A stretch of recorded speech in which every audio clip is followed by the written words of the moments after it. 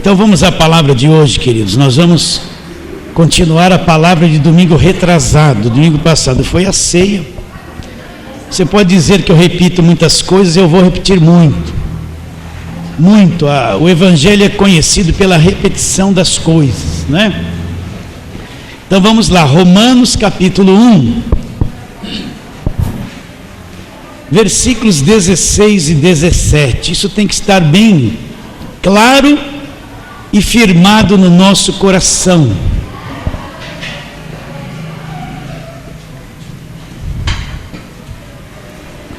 Romanos 1, 16 e 17. Todos já acharam? Então Paulo aqui ele declara: pois não me envergonho do evangelho. O que é o evangelho? Porque é o poder de Deus. Então repara bem, meu irmão, o evangelho é o poder de Deus para quê? Para a salvação de todo aquele que crê, primeiro do judeu e também do grego, visto que a justiça de Deus se revela no evangelho, de fé em fé, como está escrito: o justo, como o justo vai viver. O justo ele vai viver por meio da fé. Não é a fé dos outros, é a fé dele. Vamos orar. Então Paulo apresenta aqui três coisas: o evangelho, que é o poder de Deus, a justiça de Deus que se revela no evangelho, e o justo que vai viver por meio da fé. Não tem outra alternativa.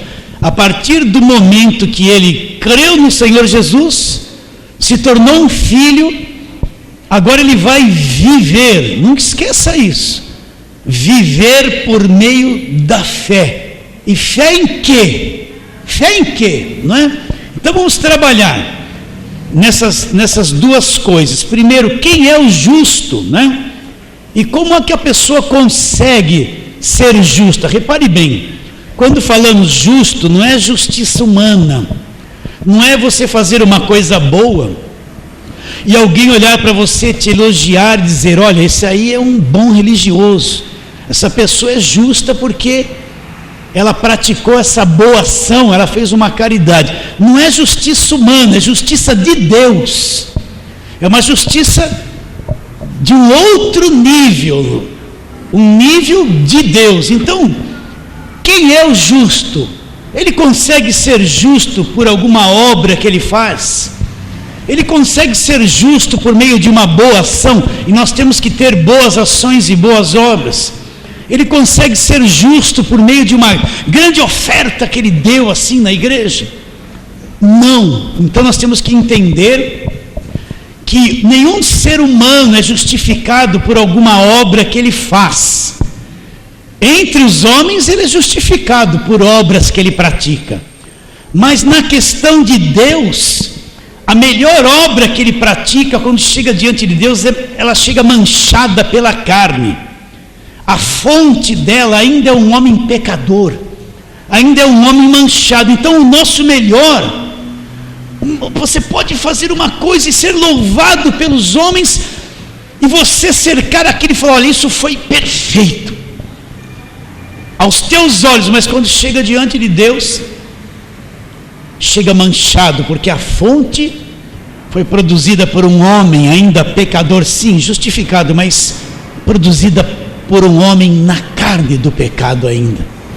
Então quando Paulo fala da justiça de Deus aqui, que é revelada no evangelho, é justiça de Deus e não do homem. Então nenhum homem é justificado por coisas que ele faz, mas ele é justificado por aquilo que Cristo fez em favor dele. É isso que você tem que entender. Então vamos discorrer alguns versículos da palavra de Deus. Gálatas capítulo 2, nós vamos ver aquela declaração forte que o apóstolo Paulo fez. Paulo pregou a graça de Deus para os Gálatas, chegou lá os judaizantes e disseram: não, só o que Cristo fez na cruz não é suficiente para vocês serem salvos. Só só essa graça não é suficiente, você precisa guardar a lei, guardar as festas judaicas, você precisa praticar boas obras. Isso e mais do que Cristo fez é que vai garantir salvação. Então Paulo está dizendo que não é isso. Então no versículo 16 do capítulo 2, Paulo fala: sabendo contudo que o homem não é justificado por obras de lei, e sim mediante a fé em Cristo Jesus. Também temos crido em Cristo Jesus, para que fôssemos justificados pela fé em Cristo, e não por obras da lei, pois por obras da lei ninguém é justificado. Então Paulo está explicando que nenhum homem é justificado por obras da lei, nem por nenhuma outra obra que ele vem fazer, mas ele é justificado pela fé naquilo que Cristo fez. O homem é incapaz, por mais perfeito que ele tente ser, de justificar-se a si mesmo, mas ele é justificado quando ele crê no que Cristo fez no sangue derramado. Então é imputado a ele a justiça de Deus. Essa é a justiça de Deus. Então, meu irmão, nada, por melhor que seja, nós temos que fazer coisas boas. O crente tem que fazer coisas boas, ele tem que ter boas obras. É um produto, é um resultado da fé que ele tem. Mas o melhor que nós possamos fazer não nos justifica diante de Deus. Pode nos justificar diante da igreja, diante do homem, porque o homem vê no nível humano, mas quando chega diante de Deus, chega manchado. Foi por isso que nenhum homem podia ser o sacrifício perfeito, porque todo homem trazia mancha.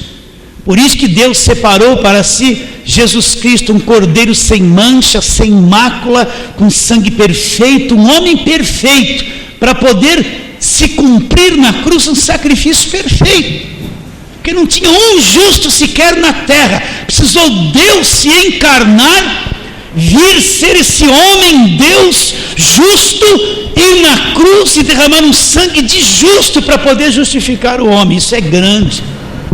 Então Paulo fala: sabendo contudo que o homem não é justificado por obras da lei, e sim mediante a fé em Jesus Cristo. Também temos crido em Cristo Jesus, para que fôssemos justificados pela fé em Cristo, não por obras da lei, pois por obras da lei ninguém é justificado diante de Deus. Então nós encontramos o legalismo. O que é o legalismo? É um monte de imposição, uma exigência pesada sobre a aparência das pessoas, o comportamento das pessoas.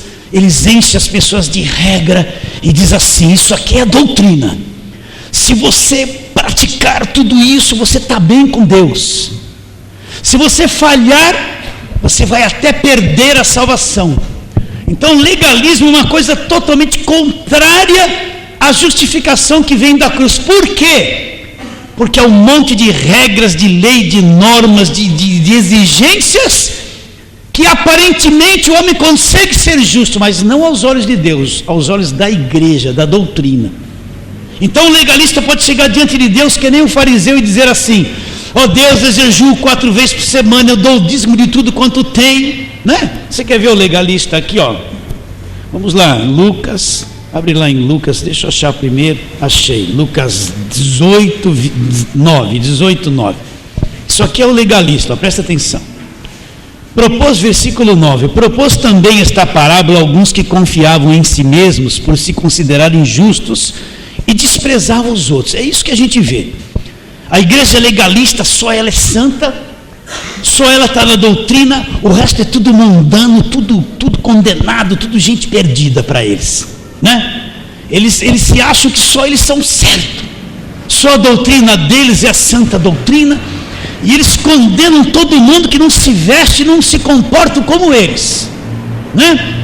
É isso aqui, ó. Propôs também esta parábola a alguns que confiavam em si mesmos por se considerar justo. Se considerar justo por quê? Por causa das coisas que faz, e desprezavam os outros. 2 homens subiram ao templo com o propósito de orar, um fariseu e um publicano. Olha o legalista aqui, ó. O fariseu, posto em pé, orava de si para si mesmo. Veja bem, já ele já orava de si para si mesmo. Ele pensava que estava falando com Deus, mas não chegava diante de Deus porque ele estava orando para si mesmo. Olha o que ele dizia. O fariseu posto em pé orava de si para si mesmo desta forma: ó Deus, graças te dou, porque não sou como os demais homens. Olha como ele via as demais pessoas: roubadores, injustos, adúlteros. E tinha lá um publicano, né? Ali não estava com aquele traje de santidade. Olhou ali e viu um homem publicano. Quem era o publicano? Era considerado um traidor. Era um judeu que cobrava impostos dos próprios judeus a serviço de Roma. Ele era considerado um pecador, um traidor. Ninguém gostava de publicano. Ele olhou lá e viu o publicano.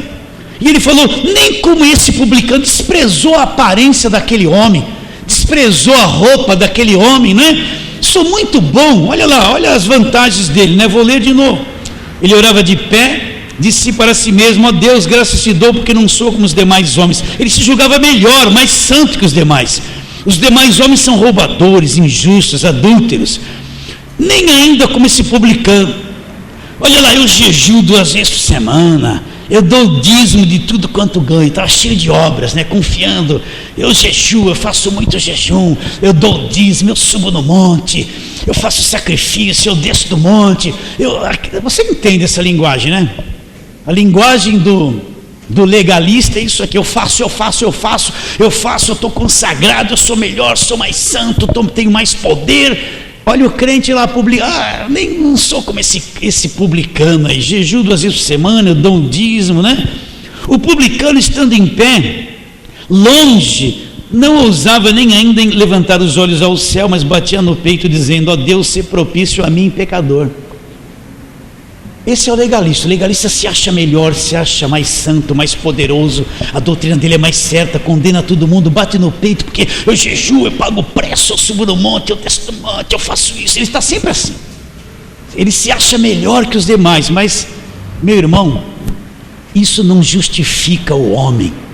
Entende? Vocês estão entendendo? Legalismo, ninguém é salvo porque pratica o legalismo, pela roupa que veste. Nem é justificado diante de Deus pela sua aparência. Você é justificado pela fé em Jesus Cristo. Está claro isso? Está claro isso? O legalista mata as pessoas, oprime a igreja, controla a vida dos outros, oprime a cabeça das pessoas. Uma pessoa que viveu muitos anos debaixo de uma igreja legalista tem uma dificuldade de entender a graça, porque ele foi tão aprisionado com lei, com jugo, controlaram tanto a vida dele. Geralmente a igreja legalista controla a vida de todo mundo, quer mandar na vida dos outros. A pessoa não pode sorrir, não pode fazer uma coisa que já estão em cima dela. É uma igreja que controla todo mundo. Tem até carteirinha, vai tomar ceia, tem que bater lá a carteirinha. Na carteirinha aparece assim: deu dízimo, não deu dízimo, veio no culto de doutrina, não veio no culto. Agora você pode tomar ceia, porque está tudo carimbado aqui. Se você chega lá para tomar ceia, não tem o carimbo do dízimo, fora, vai se arrepender, não pode tomar ceia porque não deu dízimo. É assim o legalista. Você está rindo, você veio disso, né? Mas ninguém é justificado diante de Deus por nenhuma obra. Está bem claro isso? Já vimos Gálatas 2,16, né? Então, quem é esse justo? É isso que nós estamos perguntando. Agora vamos para Romanos 8. Vamos lá. Então, ele diz assim, versículo 8: mas Deus prova o seu próprio amor para conosco. Depois é o 8 também. Mas Deus prova o seu próprio amor para conosco pelo fato de ter Cristo morrido por nós, sendo nós ainda pecadores. Logo, muito mais agora, sendo justificados pelo seu sangue, seremos por ele salvos da ira.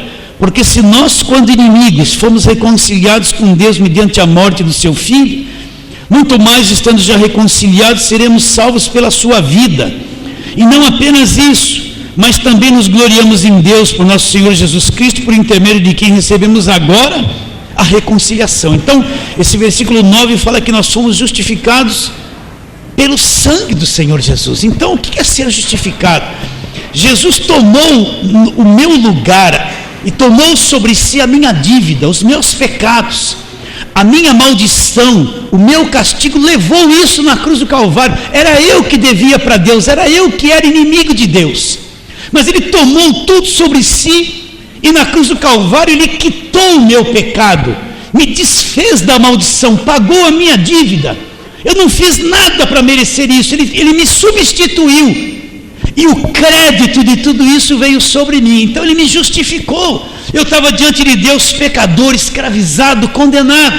Ele tomou a minha condenação sobre si, eliminou ela na cruz do Calvário e me justificou, me tornou aceito por Deus, me tornou limpo diante de Deus. O sangue dele me purificou de toda injustiça, de todo pecado. Então a justiça da cruz foi imputada a mim. Ele me justificou, ele tomou o que eu devia, pagou o preço que eu devia, limpou o meu nome. Agora Deus olha para mim e fala assim: olha, porque você creu no que ele fez, você é justo aos meus próprios olhos, você está justificado. Aí você olha e fala: mas eu estou cheio de defeito. Mas Deus te vê através do sangue, justificado. Ele te justificou. Você não está mais debaixo de condenação, teus pecados foram perdoados. Quando Deus olha para você, Ele fala assim: ali está uma pessoa justa, limpa. Você acredita nisso? Essa é a justiça da cruz. Ele nos fez através de Cristo justos. Você entende isso? Quem é legalista não tem cabeça para entender isso. Ele só entende se ele pagar preço. Mas aceitar a justificação da cruz, ele não consegue entender isso. Então é o próprio Deus que me torna justo, que me torna aceito, que abre um caminho novo para mim na sua presença, que tira de sobre mim o meu pecado, a minha condenação, e me torna limpo aos seus próprios olhos, através do sangue de Jesus. Esta é a obra da justificação da cruz. Você aceita isso? Então, quando você creu no Senhor Jesus Cristo de verdade, de todo o coração, creu na obra da cruz, Deus imputou a você a justiça de Jesus Cristo. Então Ele pega a justiça dele, põe sobre você e fala assim: agora você é justo, justificado. Eu fiz de você justo, independente de obras tuas. Mas porque Cristo fez aquilo na cruz, então você é limpo diante da minha presença. Você aceita isso? Aceita. E se eu pecar, pastor? Me arrependo e o caminho da purificação está aberto. O sangue de Jesus me purifica de todo o pecado. Por isso que quem é justificado, nascido de novo, não gosta do pecado. O pessoal fala assim: é muito fácil essa palavra da graça, então eu vou pecar quanto eu quiser e estou salvo. Não, quem nasceu de novo não gosta do pecado. Pode ter na carne vontade de pecar, mas viver atolado no pecado jamais. Ele tem uma natureza nova. A graça de Deus te dá uma grande responsabilidade. Qual é? Deus te libertou, mas cabe a você agora viver uma vida limpa diante dele. Está claro isso? A graça não te autoriza a viver no pecado, mas é você que vai viver na presença de Deus. Você tem uma nova natureza. Você gostaria de voltar a tomar cachaça, a ser aquela pessoa atrapalhada do passado, adúltero do passado, contaminado, com aquela cabeça escravizada? Jamais voltar a ser isso, jamais. Gostaria de voltar? Quem nasceu de novo é uma nova criação, nunca mais voltaria. Ele tem um termômetro dentro dele. Quando ele vai fazer uma coisa errada aqui, ó, tum, tum, tum, opa, se ele faz, ele sabe que fez errado. Ele sabe, ele fez. Mas aqui dentro do coração fez assim, ó o termômetro. Aí você fez errado, fez consciente. Ah, Senhor, eu fiz consciente, me perdoa. Vocês estão entendendo isso? Mas você não deixou de ser justo, porque Ele te declarou justo. Entende isso? Quem nasceu de novo não gosta mais do pecado, gente. Pensa bem. Você vai articular uma coisa: olha, eu vou arrumar um dinheiro agora, eu vou chegar naquela pessoa, você elabora um plano, você vai enrolar ela, mentir para ela, vai mentir para aquele, vai mentir, enrolar, fazer um montão de coisa, né? Então você vai pegar aquela velhinha que vem assim: não, deixa seu cartãozinho assim comigo, aquela intenção maligna. Jamais você vai fazer isso. Vai fazer se não nasceu de novo. Quem nasceu de novo não gosta, pode errar, mas não gosta mais do pecado, gente. Ele nos justificou. Entende isso ou não? E uma vez justificado, essa justiça não pode ser quebrada por nada nesta vida, porque Ele te justificou. Então vamos ver isso, Romanos 8, agora vamos lá, aquele 8 que eu havia falado, e não cheguei lá, né? 28 até o 33, ele diz assim: Porquanto aos que de antemão conheceu, também os predestinou para serem conformes à imagem do seu Filho, a fim de que ele seja o primogênito entre muitos irmãos. E aos que predestinou, a esses também chamou. E aos que chamou, a esses também justificou. E aos que justificou, a esses também glorificou. Que diremos, pois, à vista destas coisas? Se Deus é por nós porque fez tudo isso. Quem será contra nós? Aquele que não poupou o seu próprio Filho, antes por todos nós o entregou, como não nos dará juntamente com esse Filho gratuitamente, graciosamente com ele todas as coisas? Quem intentará acusação contra os eleitos de Deus? Olha o que ele responde: é Deus quem os justifica. Então, meu irmão, ninguém pode se levantar e te acusar e te condenar. Sabe por quê? Porque você não foi justificado por si mesmo, foi Deus que te justificou. Ninguém pode te condenar.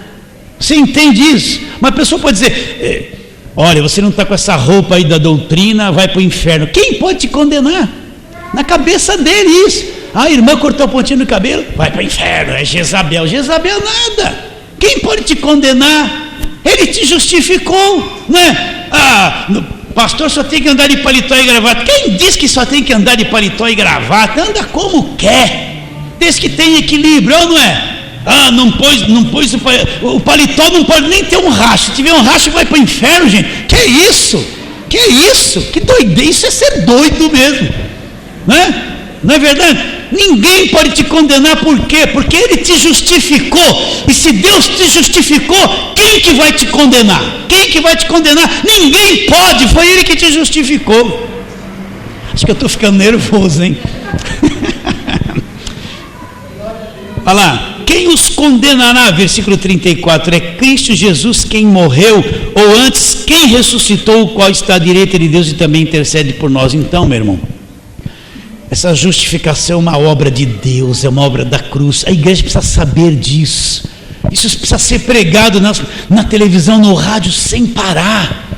Sem parar. O justificado tem um caminho aberto diante de Deus. Ele não precisa de nenhum objeto orado para se chegar a Deus. Ele não precisa de padre, de papa, nem de pastor, nem de bispo, nem de apóstolo, nem de água, e nem da igreja. Que ele tem acesso direto a Deus. Ele é justificado, o caminho foi aberto.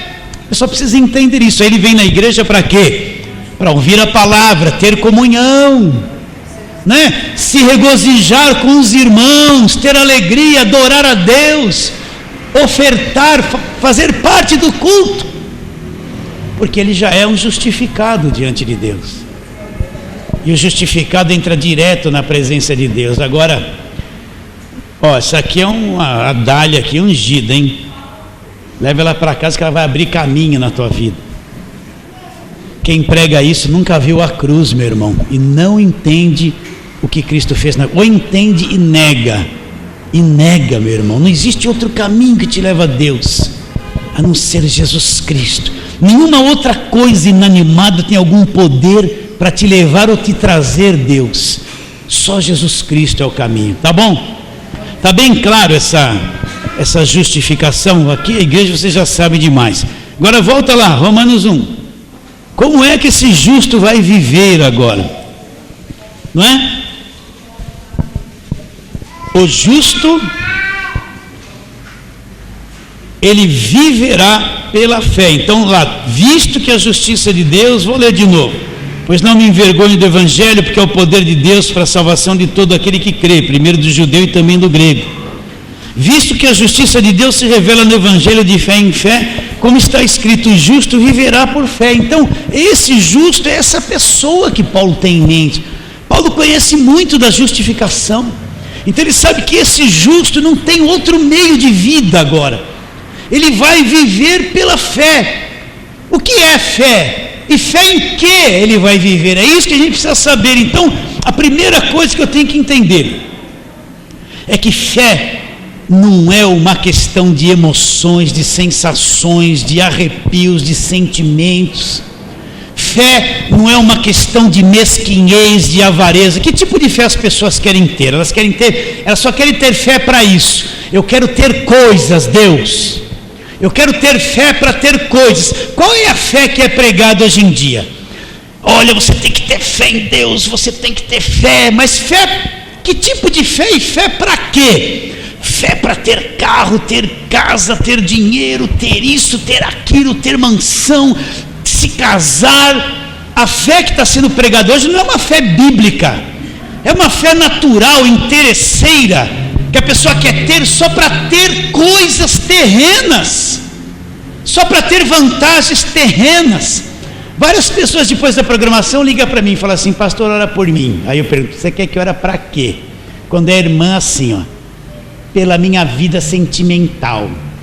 É só a mesma coisa. Ela não está preocupada com o evangelho, a irmã. Ela está preocupada em casar, gente. É a vida. Mas qual o seu problema? Testanzinha. Pô, que fé. Vocês estão entendendo? Aí liga a jovem: qual o seu problema? Minha vida emocional. A turma quer ter fé para essas coisas. Essa não é a fé do evangelho, isso é fé natural. E o que mais se prega isso é assim: ó, vem aqui que você vai prosperar, a porta vai se abrir, você vai dar a volta por cima, você vai ser cabeça e não cauda, você vai ter um carrão, você vai construir um palácio, você, e põe um lá. Aí eu morava na favela, agora eu vim na campanha e agora eu estou com BMW. Aí dá uma risada, falta um dente. Vocês estão entendendo? Está vendo, pessoal? Está vendo? A igreja... Você nem sabe se é verdade aquilo. Por trás daquilo tem uma maquiagem que... Olha, se vocês soubessem das coisas que a gente tem informações, é uma maquiagem, é uma novela preparada para chegar na televisão. É uma novela preparada. Você aceita isso? É esse tipo de fé que as pessoas têm que ter. Então a primeira coisa... Fé não é uma sensação, não é uma emoção, é uma convicção. Convicção do quê? Do evangelho, meus irmãos. Daquilo que o evangelho me informa. Sim, Deus pode dar muita coisa, Ele pode e vai dar, mas essa fé mesquinha, eu estou por aqui dela, que é uma fé que a pessoa só busca interesse terreno. Ninguém quer crer para salvar uma vida, ninguém quer crer para libertar uma pessoa da escravidão, trazê-la para a luz. Quando é para crer nisso, ninguém tem interesse de nada. Mas se é para alcançar coisas terrenas, lota a igreja. É isso que as pessoas querem. Não é isso a fé do evangelho, meus irmãos. Não é isso a fé do evangelho. Então, fé não é emoção, uma convicção. Vamos lá para Hebreus capítulo 10. Como é que a fé vem? Como é que a fé vem? Então nós vamos ler do versículo 13 em diante, né? Ele fala assim: porque todo aquele que invocar o nome do Senhor será salvo. Como, porém, invocarão aquele que não creram? E como crerão naquele de quem nada ouviram? E como ouvirão se não há quem pregue? E como pregarão se não forem enviados? Como está escrito: quão formosos são os pés do que anunciam as coisas boas. Mas nem todos obedecem ao evangelho, pois Isaías diz: Senhor, quem acreditou na nossa pregação? E assim a fé vem. Como é que a fé vem? Pela pregação ou pela palavra, e a palavra ou a pregação vem, e a pregação vem pela palavra de Cristo. Então como é que a fé vem a mim? Essa é a questão.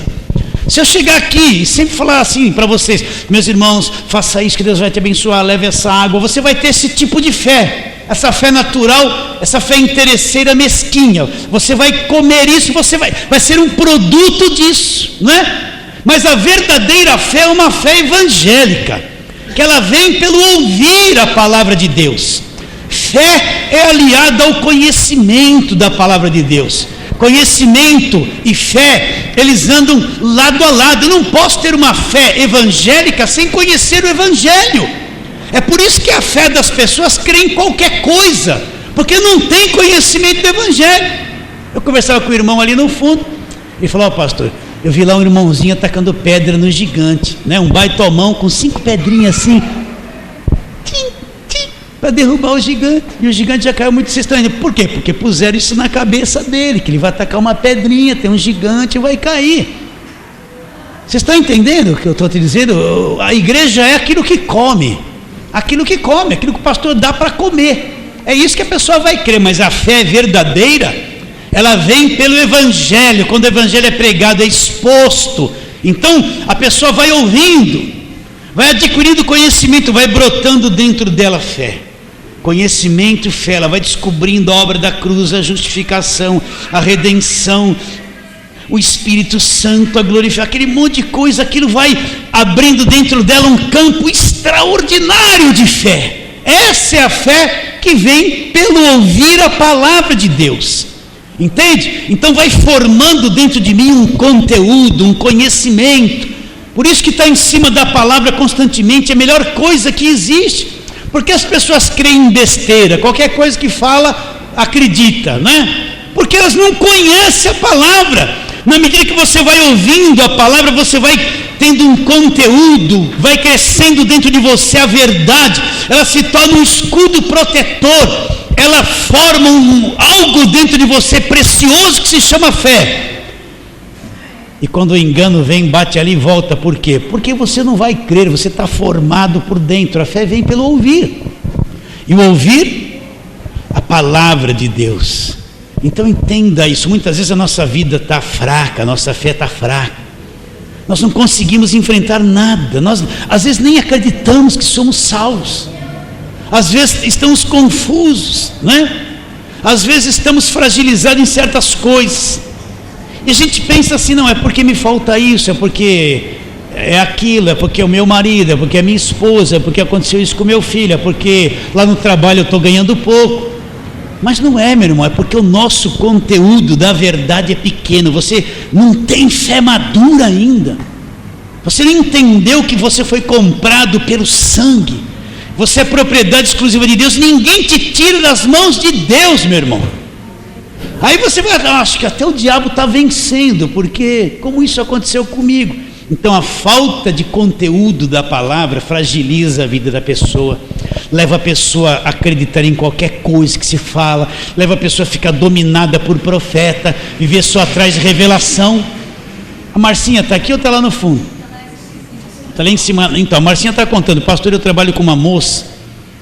Há quanto tempo essa moça, ela não lê Bíblia, ela é crente, mas ela é assim, é a moça que faz assim, ela só vive na mão da profeta. Então o profeta fala assim, hoje você tem que pôr saia preta, amém, rei de Deus, ela põe saia preta.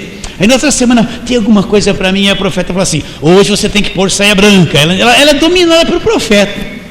Vocês estão entendendo? Não conhece a palavra de Deus. Aí um dia foi numa reunião, a profeta ficou encapetada, porque não era profeta.